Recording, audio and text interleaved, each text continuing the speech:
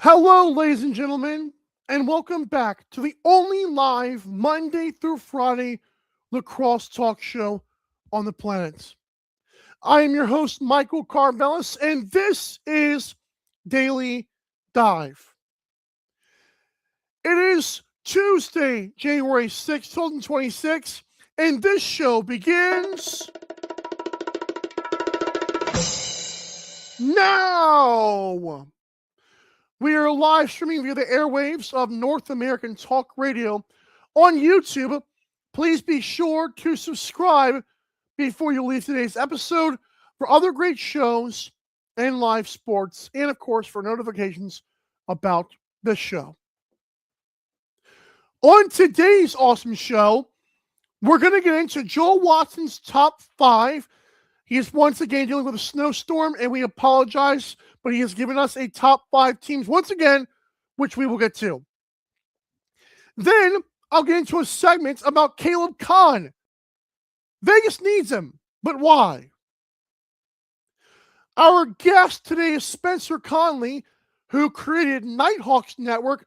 We're going to talk all things Rochester as he joins the show for the first time. And we'll get into Fresh Fits, the best dressed players and broadcasters from week number 6. This show is presented by the ticketing platform at natalkradio.com. Head over to the North American Talk Radio's website and click that event tickets tab. And when you do, it takes you straight to Vivid Seats, where you can type in your favorites or local National Lacrosse League team. You can also look for other events in your area for sports and more. Again, at natalkradio.com, click the event tickets tab today. We thank you for your support. Our first segment is going to be from Joel Watson, even though once again he could not join us due to work and weather restrictions. We appreciate him always giving us a top five and his picks, which he is dominating in that category. But Joel Watson always, like I said, gives us a goalie breakdown when he does come on the show. But when he doesn't, like I said, pick him. And of course, this top five, Buffalo jumps back in to the number 1 spot. Vancouver, Saskatchewan, and Halifax all move up. He still has Halifax at number 4. And he's got the Rochester Knighthawks falling from grace from number 1 to number 5. We had a comment earlier from CLL that says, let's ride. And I agree. We are so ready on this show. But there you go. What is your take on the top 5? Are you okay with Halifax staying in the top 5? I don't mind it, I have to say. I do not mind it. Remember that my power rankings are tomorrow, my 1 through 14. There has been a bit of a shakeup.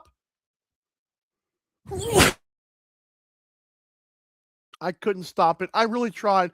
I don't know how people do that. I was going to shoot the mic up in the air, but I don't know. I don't know how people grab that in time, but jeez.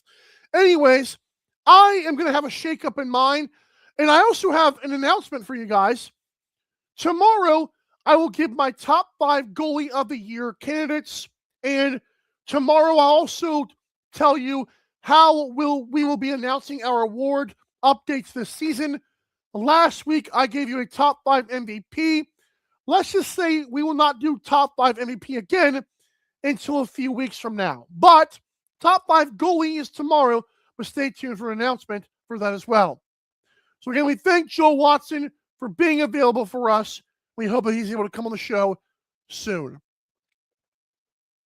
All right, now let's talk about Caleb Kahn of the Las Vegas Desert Dogs. Now, the Vegas Desert Dogs drafted Caleb. That's a weird, I just realized their logo's kind of chopped off. Did they mean to do that, or is that like the way I saved it? That's weird. I never saw that before. Anyways, Caleb Kahn was drafted with the 17th overall pick in the National Lacrosse League draft. He is an 18, maybe 19-year-old goalie who has just been waiting and waiting and waiting as he watches Landon Kells and Alex Bouquet play musical goalies. Scrolling at the bottom of your screen now is the top 5 save percentage leaders right now, for those wondering. But I wanted to get to this segment because I was kind of roasted. Not too much. I was kind of disappointed. I was expecting more from the people. They did not give me much ammo there. Good, though, because it means they might agree, technically. I told people before the season the exact way this season was going to go for the Las Vegas Desert Dogs. The Desert Dogs did not name Caleb Kahn their starter, which means they were once again running it back with Landon Kells. That happened, obviously. We all knew that was going to happen. They gave Justin Getty away. I believe they released him or something like that, and then Halifax picked him up, which apparently a little spark under Warren Hill. I don't know how much that actually mattered, but it's up. It's a story. So after that, I told you guys Vegas was going to be better because of their offense, but I told you guys the goaltending is so bad. It has been terrible for so long. And Sean Williams completely dropped the ball in the worst way possible. I told people, ride the 18-year-old. Why? Because I said within 4 games, you would know very quickly if Landon Kells was the answer. I told you he would not be. You bring in Alex Bouquet. I thought Alex Bouquet should have been backing up from the start. And that's if an emergency happened. We know, and God bless him, but we know who Landon Kells is. At least for Las Vegas. He clearly is not the answer. And it took people this long once again to figure that out. Hey, guess who is backing up Kells this weekend? Caleb Kahn. Oh, apparently the 18-year-old's confidence has not been that shattered, has it? I told you guys, the confidence. Man, darn your confidence, bro. Darn it. I don't care. You are in the league. You were drafted 17th overall. Landon Kells is not it. Caleb Kahn learned nothing. He learned nothing from Kells or Bouquet. I don't care if Caleb Kahn said he did. He didn't. Stop pretending that he did. It's not true. He learned so much that within 6 weeks and 4 games, they're already putting him on backup duties. Like, if this kid was so fragile with confidence, if he was so mentally not ready, then why did it take them only 4 games? Because they made another goaltending mistake. Sean Williams ruined it again. He is not good at evaluating goalies, apparently. And how many times do we have to say it? This league is so hell-bent. They're so up their own stubborn butts about let a goaltender ride to the end of time. Don't fire a coach. Man, if we're going to be professional and be smart about this and make it big time, you can't keep riding the same people until you fall apart. I said it before as well. If Joe Tsai was not backing this team, they would have folded. This team is all-time god-awful. They're like if the Cobras hung around for 5 years. It is dreadful. And the whole offseason, Sean Williams is bringing Mitch Jones, bringing Chase Fraser. Bro, that meant nothing. You guys still suck. Sean Williams has fumbled this in the worst way, and no one wants to say a word. And now Caleb Kahn, the 18-year-old whose confidence we didn't want to break, guess what? He's backing up this weekend. See how quick that worked out? Apparently, I was right. Because as soon as Landon Kells gets beat against Saskatchewan early on, Caleb Kahn's going to come in. And then what? Oh, we'll see. No, he didn't learn a dang thing. Kells was awful once again. And people trying to convince me we had to let the kid learn. Bull crap. Sean Williams fumbled this bag again. And good for you for just now realizing it, folks. Good for you. Come on, man. Caleb Kahn, I don't even know if this guy is good, but he's got to be better than Landon Kells. I hope so. But by the way that Sean Williams evaluates goalies, he might not be. I don't know. Again, I have no clue how good this guy is or how bad he is. All I know is he's got to be better than Landon Kells. And if he's not, trade for one immediately. Again, Landon Kells is going to be backed up by Caleb Kahn this weekend. Not Alex Bouquet, Caleb Kahn for the first time this season. When Landon Kells' wheels fall off again, and I hope they don't, but I'm not going to pretend like it's not going to happen again. When they do fall off again, just remember, who told you it was going to happen? It didn't take long at all, did it? And I told you it wouldn't take long. This team was competitive for the first time in a while, and their defense and their goaltending has let them down once again. So when Caleb Kahn comes in the game, just remember who told you what had to happen. They realized their season is not sustainable with what happened against Buffalo. They would have beaten Buffalo if this guy is any good whatsoever. But no, we got to go with Colin and Bouquet. God, what is this? It's dumb. It's the story of the lacrosse. Just keep on riding the old people until you realize how dumb you are. There you go. All right, when we come back, we're going to bring in a much happier note because the Rochester Knighthawks' final loss against Colorado actually don't look too bad. And that includes Ryland Hartley. But we're going to get to that along with all things Knighthawks Network with Spencer Conley. We come back from this commercial break. You're watching Daily Dive. You're listening to North American Talk Radio, the all-new talk radio station featuring sports, movies, politics, mental health, and more. Check us out at natalkradio.com and subscribe today. Buy event tickets straight from our website to help the cause and get tickets to your favorite events for less. That's natalkradio.com. Thanks for listening.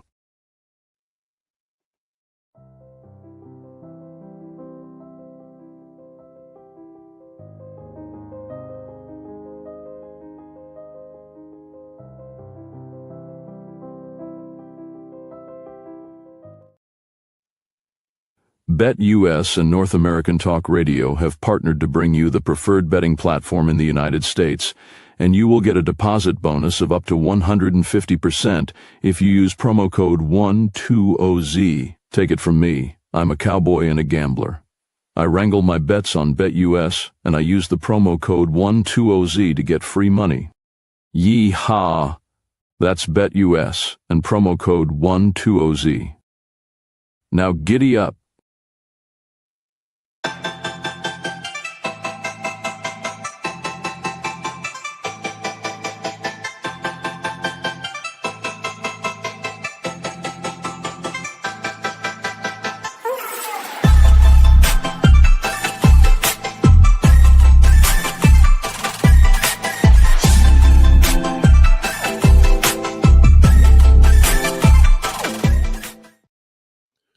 Welcome back to Daily Dive. We already got to Joel Watson's top 5 teams. Basically, nothing changed besides Rochester going from 1 to 5, but that was fun. We then talked. I went on a rant about Caleb Kahn. You heard it here first on this show that Caleb Kahn will back up Landon Kells this weekend against Saskatchewan. Interesting that Alex Bouquet is not getting the role against the starting team, but it shows you Vegas is almost panicking with the goalie situation now. A team and a guy who's probably not panicking right now is going to be Spencer Conley, who I'll bring in now of the Knighthawks Network, a Knighthawks superfan and media member at this point. Spencer, how are you, sir? Good. How are you? I'm doing great. I love it. Even like the lighting looks Rochester. How did you pull that off? We got a green LED right in front of the camera, so. Oh, you're smart. Holy cow. You know, when you and JT start that podcast, I'm like, I got to say, man, that's going to be, if the Nighthawks tint is on, that's going to be great. But how are you doing, sir? Hanging in there. Rough weekend, but going to get over it. It's hard when you invest your entire emotional life into these teams. It's like the first 2 weeks first 2 games were great, but and we're going to get to the other stuff too, but does it really, just off the top, do you think it bothers a team when, the scheduling makes them play 2 games in the first 5 or like that's gotta sting, dude. It's horrible. I mean, lacrosse is a game of runs. It's a game of momentum. Yes. And when you're playing 2 games in the first 5 weeks, how can you generate anything? Yeah, no, you can't generate much. But yeah, we'll get to that game. Obviously, Knighthawks Network. I do want to pull this up, and this is courtesy. I'll throw this up too. But this obviously went down the pipeline. This last night and this morning. Bam! How are we feeling, sir? We've had the bird for about a year and a half now, so I figured let's give it a little glow up and added some features in there, and I think it looks pretty damn good. Yeah, it does. Is that all you, or is that somebody from Fiverr, or is that just mostly me, but we get some help from a couple other guys. So look at you building the team up. I like it. Nighthawks Network is coming to take the Dilly Dive throne. I'm not ready for this. So let's now get to your, because another thing that like I first recognized you was the Rochester memes. I don't have them pulled up now, but you got things like SYBAU. You've got the Absolute Cinema with Ryan Smith's face. You've got, this is a certified Ryan Smith moment. One that I actually forgot about, I was scrolling through, was Dan Carey with the sunglasses. That was smart too. Are those all your ideas? Is that just grew over time? Yeah. Well, funny story is one day, in high school, we got these study halls that you would literally sit there and do nothing. Oh. So I was NFL memes on Instagram. They're incredible. Great. So it got my inspiration from them, and it started with just Ryan Smith was my favorite player, so I had to go with him for the first one. And then I don't know if you've seen, but this year we've got like 5 or 6 new ones. Yes. Yes. What is your favorite, the certified Ryan Smith moment, or which one is it? That's the OG. It has to be the favorite. Classic. That is the original one? Yes. Now, have you ever like met Ryan Smith? Like, do you think he knows about this stuff? I don't know if he knows that it's me, but I talked with him at media availability before the Philly game, so he has to know that those things exist. Massive. He is a gigantic individual. This year was the first time you met him, right? Yes. Woo-wee. He's a legend. And it's funny because I was looking at the point leaders. I was shocked that, I mean, Thomas McConvey's had a great start. It's still so impressive that Thomas McConvey, of all the players, is in the top 5 in points, and not Connor Fields, not Lynchbury, not Ryan Smith. Is like, man, this team is loaded if McConvey's going to start coming into his own now. Yeah, and then you got Brad McCulley coming in now. He played his first game. Thought he looked, in my opinion, pretty good. He hasn't played in like a year and a half, so it's going to take some time. Oh yeah. He had the pinky injury, so he missed the first 2 games. Is that because of the knuckle sandwich? I think that's where it came from, but and then the right side, I think Ryan Lansbury does not get talked about enough. He's the quarterback on the right side. Ryan Smith is a sniper. And then you add Zed Williams. Oh yeah. I forgot, like, darn me for not mentioning this too. Captain actually brought up to me, this was Zed's return to Colorado in the last and that was like, we heard about Jack Hanna's story, obviously. Kluche and Fraser, I'm sure you talked about it, but man, somehow it left my brain that Zed was going back to Colorado. It's like, that was crazy. Yeah, you could tell. Well, in the first home game, they had a big moment of silence for Noah Snyder, his stepson, who tragically died. That was his stepson? Yes. I did not even know that. And they had a big moment for him. You could tell he was very touched by it. Even in the post game, he was very grateful for Dan Carey and the whole organization for setting that up. And he spent a lot of time in Colorado, so you could definitely tell that it was an emotional return for him. He had a big goal in the fourth quarter to cut the lead down to 2, and he got pretty fired up for us, so it was nice to see that. That was in that first game, right? Yeah, and I think it was Philadelphia. Yeah, and then he scored the first goal at home under Seneca Nation, so you can't write a better story. Let's get to Seneca Nation. Shout out to you for mentioning that to me, because I sent you some topics. You're like, hey, what's up, Seneca Nation? Good point. First of all, I don't know how to, after seeing what happened, well, you guys saw Seneca Nation first, but now seeing what happened to Albany is like, oh my gosh, thank God for Seneca. What is your take on them And just how good did that feel as a Rochester fan? They are everything that this city needed. They came in August, really because it's a huge transaction, so they couldn't really start anything until late October. So they put everything together. Um, it's crazy to say this, but the Nighthawks have a front office now. Everybody that ran the whole organization before was overlapping with the Hands off. MX. Yeah. It was horrible, and you Yeah. saw the product not on the field, but just in the arena. There was horrible. There was nothing different about going to a Nighthawks game versus Amerks.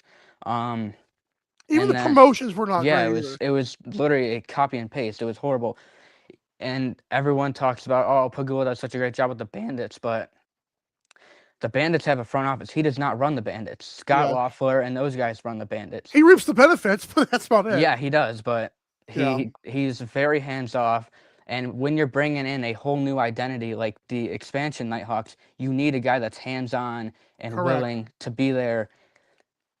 And I asked Rylan Hartley after the fight in the home opener about how he felt coming home, and he said for the first time at the hotel during training camp, he saw the owners, and that was the first time he's ever seen an owner while he's been in Rochester. And he was picked in the expansion draft, so he has been here literally from day one, and that tells the whole story right there. That's insane. Like you compare it to any other pro sport, it doesn't make any sense. Like, I'm sure. Like, I don't know. Maybe Connor Fields did, but like Ron Hartley's a pretty big name. Like you said, the fact that he was there at day one, that is unacceptable. But thank goodness that is the past now. Yes. And it might take some building up, but Seneca Nation seems to care already. Like their social media alone, just they seem to care. And I had heard that so many people were being double, triple, quadruple worked in that building. And it's just, I felt bad for them. So the fact they were saved by Seneca, good for Seneca and good for Rochester. I'm obviously you were in the barn for the fight. I know that the story, the fight brings in the extra eyeballs, but did that feel in that moment? First game, Hartley says, "This is my house." How did that feel as a fan who'd been there, like seeing the come up? How did it feel watching that culminate in that moment? It's a tough one. Well, first off, the game they played incredible. The score, there was 3 goals, but it was not even close. It was a blowout. Yeah. Philly had no answers. They scored a couple late, but they as soon as Zed scored the first one, I looked to my left and my right, and everyone was like, it's over. Once Zed scored the first one for the Seneca Nation, everybody knew that was the icing on the cake. They're fired up. Yeah, but then obviously going back to the goalie fight, you can't predict that. I've heard that Nick Demuda and Rylan Hartley haven't liked each other since like juniors, but That's crazy. I don't know how true that is. But Hartley's an emotional guy. We saw he did this in Albany, I think 4 years ago. Yeah. And we found out he fought Joel Watson too. Yeah, and those two were teammates. So jeez, crazy to think about.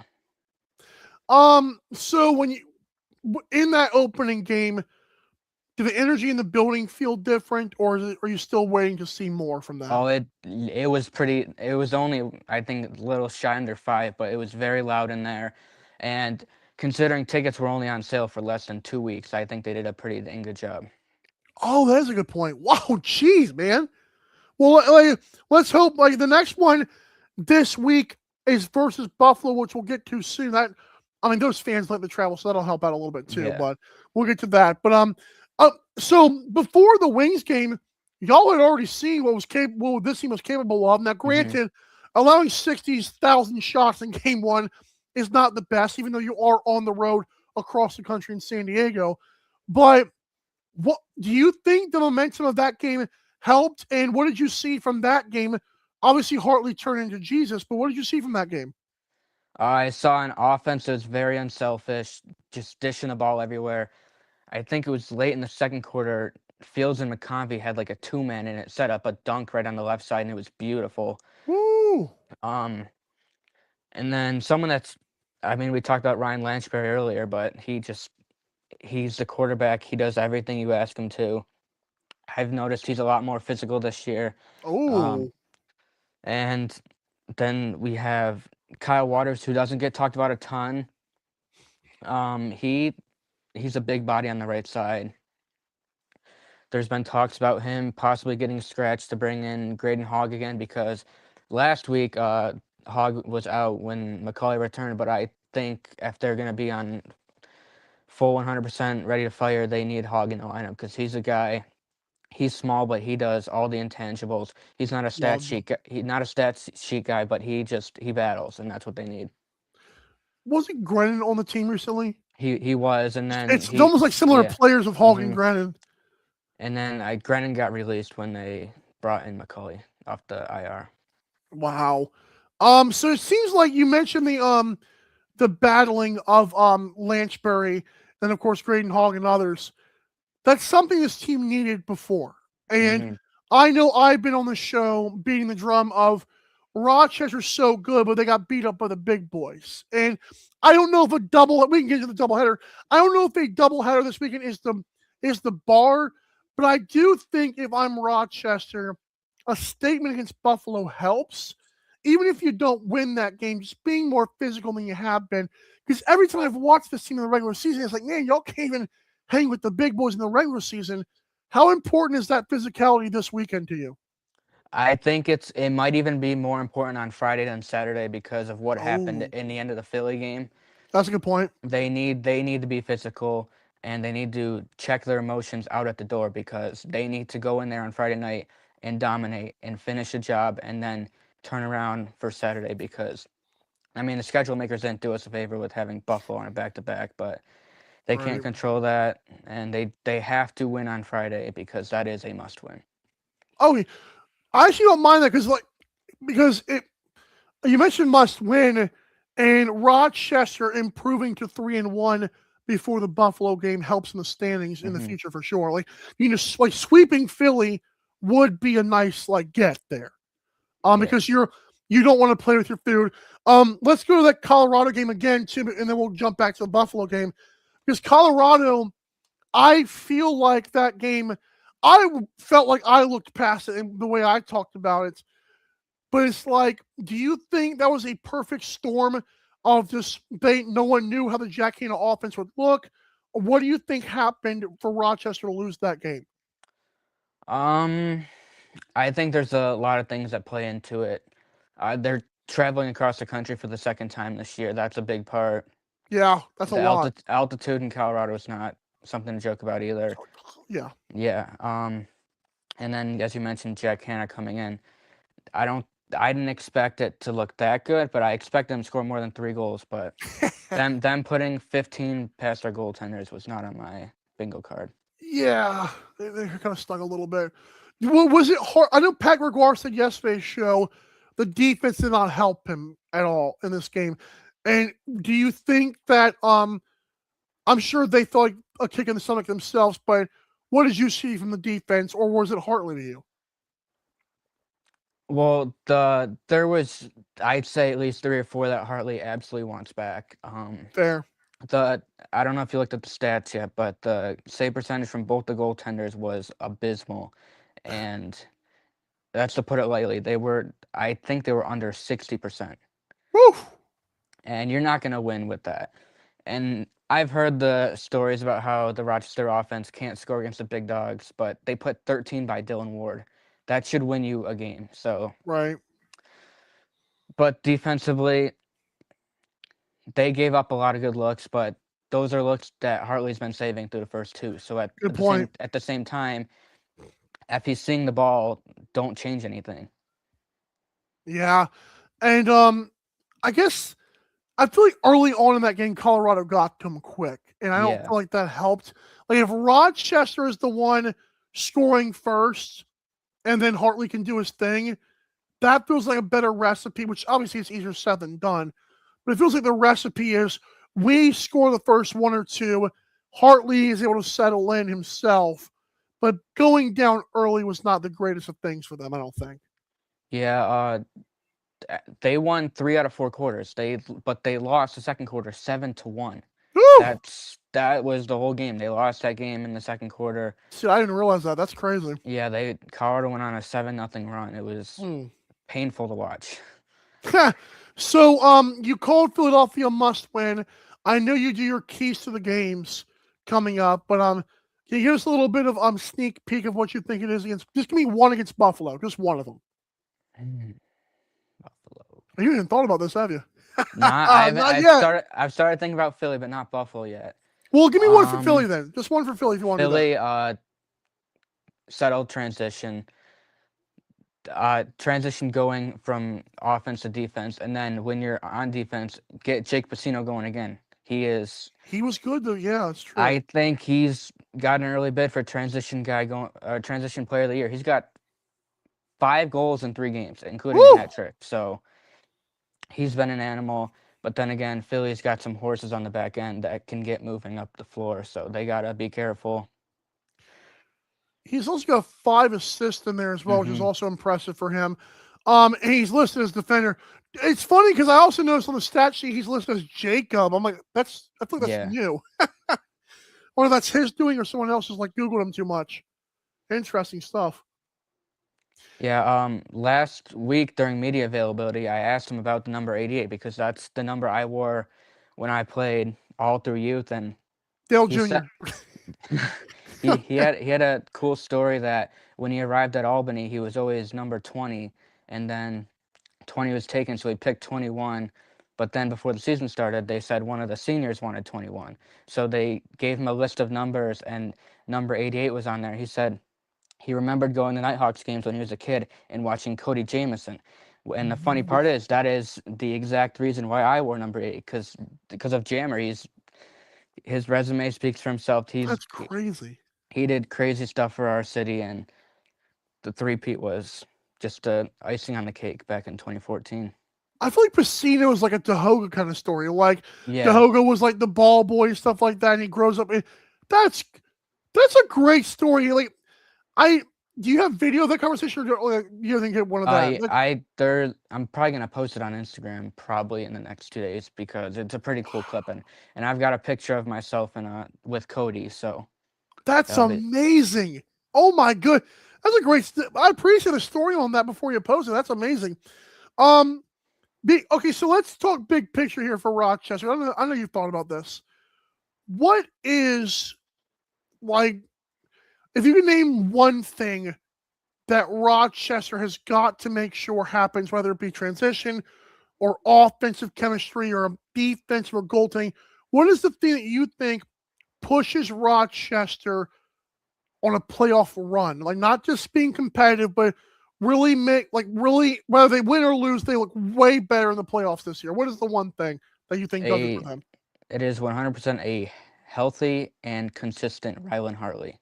Good answer. Good answer. He's a top 5 goaltender, and he's not 4-3 or 2. Like when he's healthy, it's unbelievable. When he's on, you can't beat him. Like he's unreal. Historically, just for the people that don't remember this, I looked at this the other day and couldn't believe it. In the games that he has played, which has been a total of now 52, I believe, or 53 in his career regular season. 77.8 is ridiculous for a guy who's been in and out injured. That is ridiculous. Yeah, like for a guy who can only get like one full season under his belt, it feels like, without having an injury. What a sensational number he's got right now. One of my favorite weekends of all lacrosse was the end of the 23-24 season. Right? Yeah. Hartley had been out all year with a horrible concussion. I remember this. He came back the last weekend of the year. They played Friday night in Georgia and then Sunday against Philadelphia, and they had a 3% chance to make the playoffs going in. I remember that. Everything fell into place, and it came down to Sunday, and I said, this would be the ultimate Nighthawks 2.0 moment for them to completely sell this away. But they just obliterated Philly. I think Hartley had something like 52 saves or something, and they only let up 3. They won 12-3. Fields had like a sock trick in the first half. It was I remember unbelievable. that. Oh my, wow, that just opened up a new can of, that was season 2 for me. That was nuts. I remember because that was like, I don't know if they did it the year before because Graham Perro does like those numbers like that. The could happen thing on that website is Yeah. incredible when we get time for that. But no, I remember you just opened up a can of worms in my brain because I remember that weekend. That was nuts. And that was like whenever I started like really falling in love with the Connor Fields and Rod. They're such a fun team to watch, man. Like I don't know why, but the names on that roster and the fact that Ron Hartley went healthy is amazing. And the story of like the 2.0 Rochester Knighthawks, like what a time. Like this team, I feel like they could sell out barns one of these days. And I don't know when that is. But man, they're such a fun team to watch, bro. Attendance-wise, they're already on the right track. The first game we mentioned, they had I think like 4,950 or something, but the year before, it was on literally the same weekend, they had 3,300. So the Seneca Nation is doing a fantastic job. And like you said, they didn't have time to sell tickets that much either. They've brought in the right people. I've already met a handful of them. And just a shout out to Chamberlain Botter with the communications there now. Known him for a couple of years now, and he's done an incredible job. I just looked that up. So it was 4,833 this year, December 20th, when they beat Philadelphia. And like you said, last year it was on December 21st, right? Yeah. 3,703. Dude, that's a great thing because you could look at, well, they had this many against Vegas and Buffalo, but that wasn't the story. It was that Christmas weekend. Yeah. And then you add the fact that they didn't have much time to really do much. That's impressive stuff. That's a good pull by you. I love that. Thank you for that. Again, shout on the rebrand with the logo. I know it's like a little something. I had to give you credit on that on Twitter, but you keep doing the good work, man. I think that team is very open. I've noticed like to talking to people, but I'm sure they appreciate the heck out of you as the whole NLL. We need more pages where like it's not just the team, it's the fans' voices on the other pages. I love stuff like that. So good stuff, man. Thank you. And tell JT, man, he's got to buy into Daily Diamond. This is ridiculous. Well, we can't have one half of Nighthawks Network here. Yeah, we've got something working in the next few weeks for a potential podcast being dropped. So please be YouTube. Please be YouTube, bro. It's gonna be. We're just working on the logistics right now. It's coming out soon though. So can't do the Nighthawks 10 on the camera and just do audio. Okay, so that's the one thing I ask. And again, tell JT we're not enemies. We're friends here. All right. I'm kidding. Spencer, anything you want to shout out or any promotions before you head out, man? Obviously follow the Instagram. Right. #1 place for all things Nighthawks and just NLL content in general. That is true. As the year goes on, we had one player interview with Brad Gillies a couple weeks ago, and hopefully we're gonna get Connor Fields on in the next few weeks, so that'll be fun. Love that. He's such a cool guy, dude. But thank you again, Spencer. Again, I wouldn't say this just because like you guys are creative and build that team up. As the team grows, you will grow too. But thanks for your time, dude. For real. This is awesome. Thank you for having me on. Spencer Conley of Nighthawks Network. You can find them on Instagram. And again, Nighthawks Network.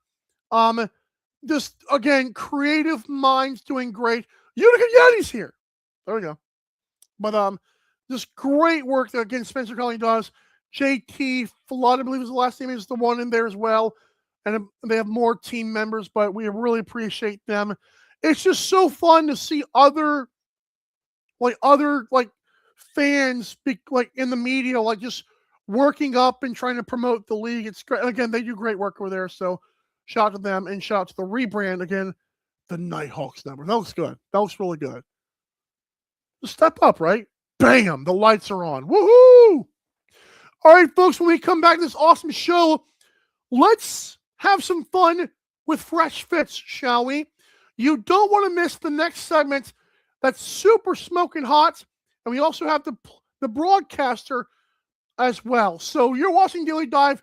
Don't go anywhere. I know you won't.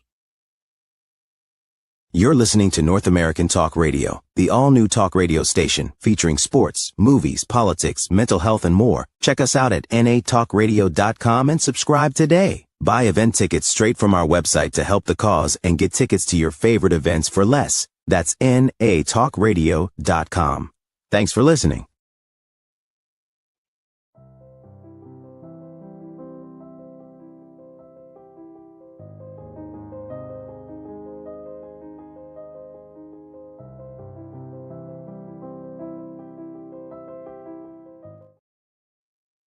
BetUS and North American Talk Radio have partnered to bring you the preferred betting platform in the United States, and you will get a deposit bonus of up to 150% if you use promo code 120Z. Take it from me, I'm a cowboy and a gambler.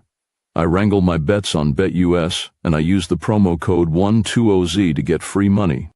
Yee-haw! That's BetUS and promo code 120Z. Now giddy up.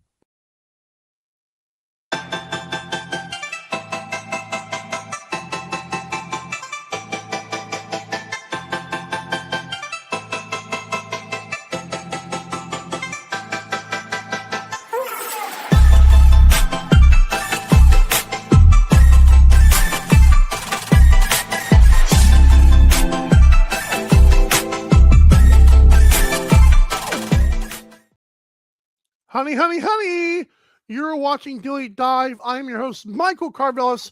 It is Tuesday, January 6th, 2026. This is Daily Dive.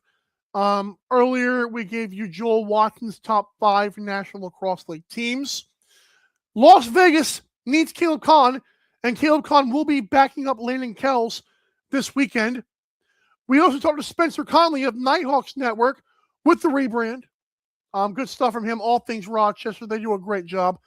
And now it's time for Fresh Fits. But before we get to that, we are presented by our merchandise. Head over to dailydivelacks.creator-spring.com.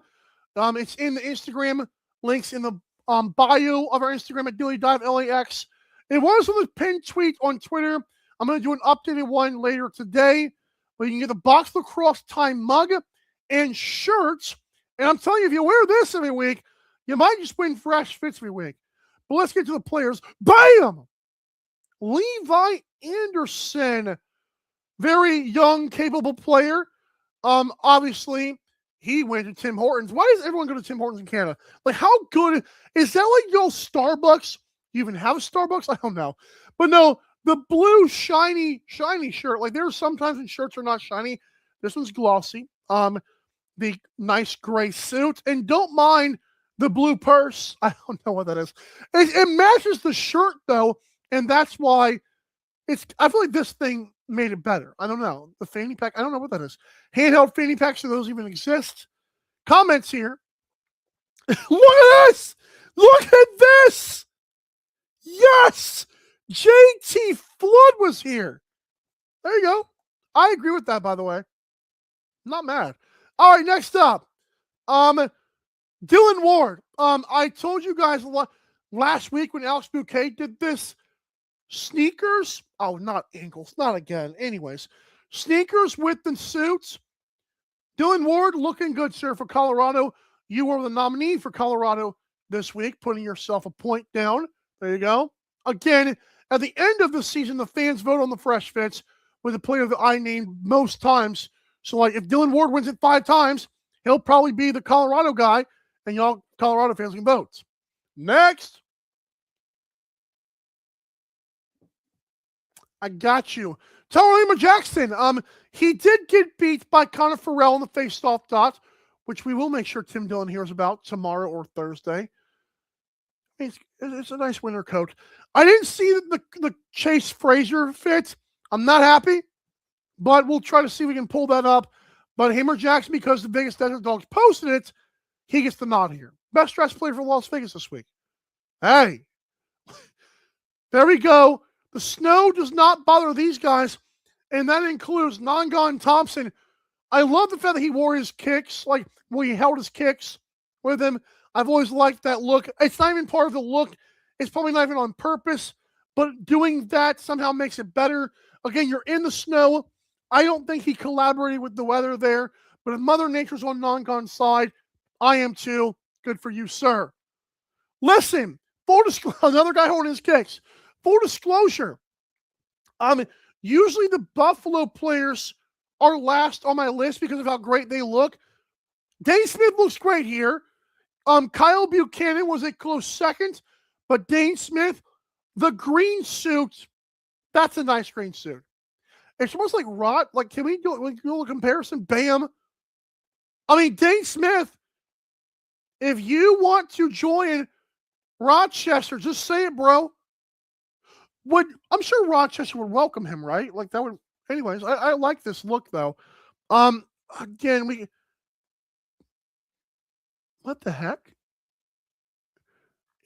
Is that just like a bad screen grab? Like, I feel like these are like a snake skin because this looks awful on this. Like, those look like they've been like in a homeless shelter. I have a feeling that's just a bad screenshot. But again, he always wears those nice Nikes, and again, just the is that Tim Hortons too? I don't know what that one is. Oh well. We're coffee watching here. Listen, I had the pleasure of broadcasting Titan Redlick in Montana. He's a Seals, I believe, third string goalie behind Dunkerley and Origlieri. I didn't know it was country night, but my cat just pops out of nowhere. Anyways, I didn't know if it was country night, but Titan Redlick thought it was. So Denim, good for you, man. What does the hat say? What does the hat say? I can't tell what brand that is. That's unfortunate. Again, I don't know what Titan Redlick was thinking. I'm not mad, though. Whatever he was thinking, I want to be thinking the same thing. You know what's funny? This is a weird story. I used to love cops like a bunch, and I have a denim jacket that has a bunch of police patches, random flex. I also was one of the last people to stop wearing denim shorts. That was a thing. And I wore it way too long. But you guys are like, oh, yeah, of course, the nerd. Yeah, I know. I get it. So play-by-play / broadcasters, Scott Arnold of Oshawa Firewolves. He's the analyst for them, the color guy. I mean, when I wear a tie, you guys have probably noticed this on the show, on the few episodes I've worn a tie. I do just the one knot. This right here is the man's knot, like the triple tie. But he looks good. Scott Arnold. He's also very tall in that booth. I don't know how tall. Did he play in the league? This is dumb. Why am I doing this? Scott Arnold. I don't see any. He may have played. I just don't see any on NLStats.com. But yeah, okay, cool. I mean, good looks. Nice khaki-ish suit.